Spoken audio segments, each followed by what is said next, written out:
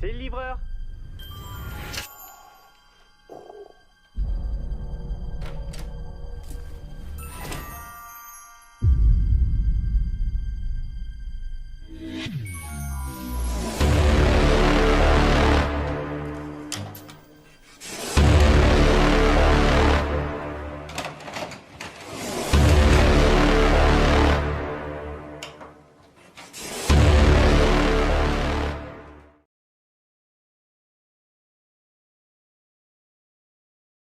On va voir, Isaias portera le numéro 10 dans les rangs du FC Metz, FC Metz qui va jouer ce soir en maillot blanc, alors que les Écossais de Partick Thistle arborent un maillot jaune, rouge et noir. Et l'arbitre de la rencontre est monsieur Victor Pereira, il est brésilien, il est international depuis 3 ans, il est assisté par Miranda de Souza et Antonio Pinto. Une première touche pour les Écossais avec Isaias pour Pires,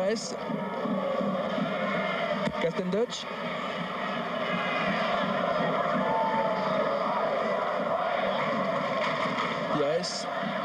Sylvain Castendutch, Mboma qui est l'une des recrues du FC Metz. Hervé. Absolument, ils sont 4 ce soir à faire leur premier pas au Stade Saint-Symphorien. Il y a donc Isaias, on vous en a parlé, Patrick Mboma, l'ancien attaquant du Paris Saint-Germain, puis il y a également Jocelyn Blanchard, que vous connaissez moins, qui jouait à Dunkerque en 2e division l'an dernier.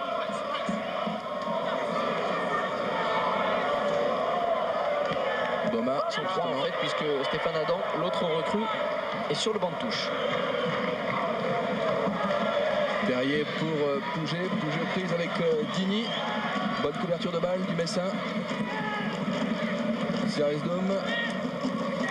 Ce sera peut-être une touche, non. Intervention de Walker, gardien écossais. Les Écossais qui jouent ce soir leur 3e match en Coupe Intertoto. De monsieur Pereira pour une faute donc. Alors la composition de cette équipe de Partick Thistle, c'est vrai qu'il n'y a aucun joueur vraiment très connu au niveau international. Il faut dire que cette équipe écossaise n'a plus joué en Coupe d'Europe depuis très longtemps. Là, sa dernière apparition c'était en 1971. C'est une équipe qui est plutôt abonnée au bas de tableau en Écosse, qui n'a terminé que 8e sur 10 dans le championnat écossais cette saison, et qui doit sa qualification en Coupe Intertoto à quelques forfaits des clubs qui le précédaient au classement. Donc aucun joueur vraiment d'envergure internationale, si ce n'est peut-être le gardien Nicky Walker, qui a une sélection en équipe d'Écosse et qui a longtemps été le remplaçant de Leighton en équipe nationale écossaise. Attention à ce bon ballon là pour Pitman, non, sans grand problème pour Sylvain Castendutch qui va pouvoir relancer pour le Football Club de Metz. Et pas d'enjeu. Oui, un bon ballon là pour Pouget qui va Pires, est-ce qu'il va centrer? Oui, bien joué, le but pour Robert. Oui, non. Oh là là là là. Quelle occasion là. Belle occasion là pour Robert Pires. Et un ballon parfaitement donné par Cyril Pouget. Oui, très belle action avec au départ donc Cyril Pouget et Pouget-Pires, 2 joueurs qui s'entendent comme de la roue en foire, on les a vus l'an passé. On les appelle les pépés flingueurs. Toujours la grosse chaleur sur la Lorraine. Isaias. Gaillot est parti. Il s'est engagé et Isaias l'a vu. Bon ballon. Elle est belle, oui, bon contrôle. Super. Allez, ils sont rentrés dans la surface, il est passé. Du gauche peut-être. Oh oui, cette fois Pouget. Ouais. Enfin, cette fois c'est la bonne. Pouget qui ouvre le score après 60 minutes de jeu. Et c'est mérité, et c'est également mérité que ce but soit amené par Philippe Gaillot, qu'on a très souvent vu aux avant-postes depuis le début de la partie. Là, tout était parfait. Le ballon dosé d'Isaias, le contrôle de Gaillot, on va le revoir. Et puis Pouget, vraiment qui n'avait pas eu beaucoup de réussite depuis le début de la partie, qui a enfin trouvé la faille. On revoit Gaillot, superbe feinte, le centre en retrait et la Pouget extérieur du pied. Il prend un contre-pied. Nicky Walker, superbe but du FC Metz qui ouvre enfin le score après 56 minutes de jeu. Frappe de l'extérieur et c'est ce qui trompe en fait le gardien. Ouais, qui sur sa lancée était parti sur sa gauche. Ouais, ça se trouve s'il la met avec le coup de pied en force, il la sort Walker. Mais vraiment coup de chapeau à Philippe Gaillot qui a réussi un amorti en pleine course qui était loin d'être évident face à 2 adversaires. Et donc à la suite de cet amorti, il a pu servir dans des conditions royales Cyril Pouget. Alors attention maintenant à la réaction écossaise. Oui, parce que les Écossais, déjà, on sait, par nature, ils sont combatifs. Mais en Coupe Intertoto, jusqu'à présent, les 2 matchs qu'ils ont joués, ils ont à chaque fois été menés au score et ils sont à chaque fois revenus. Donc méfiance Et très vite, ils se sont portés à l'attaque avec ce corner et la bonne sortie de Jacques Songo. À la ramasse, à la ramasse.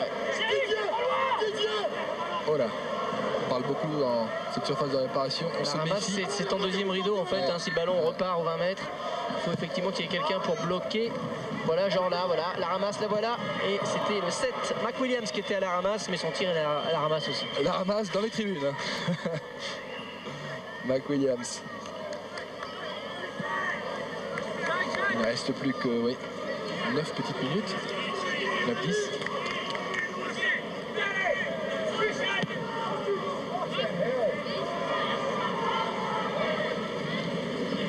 Castelletch. Hop. Gagnon. Qui reste donc, qui recule un petit peu plus. Premier ballon, Song. Seresdoum. Lang, bien joué, on touche de balle. Jeu en triangle. Pires. Elle est sortie, me semble-t-il. Non. Oui. Oui. Exact. Pas de problème. Le ballon.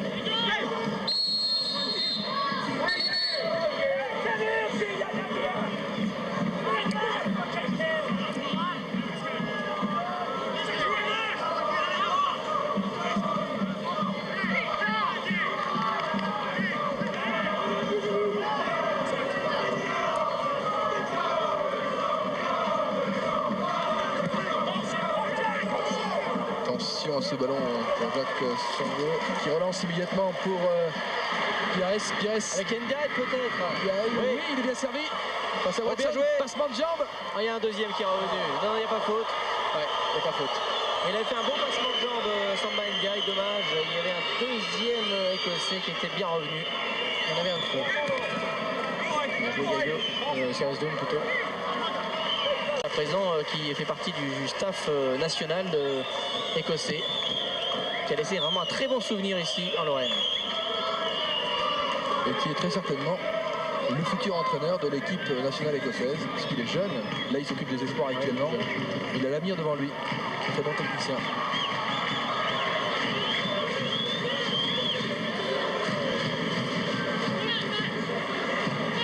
Pitman.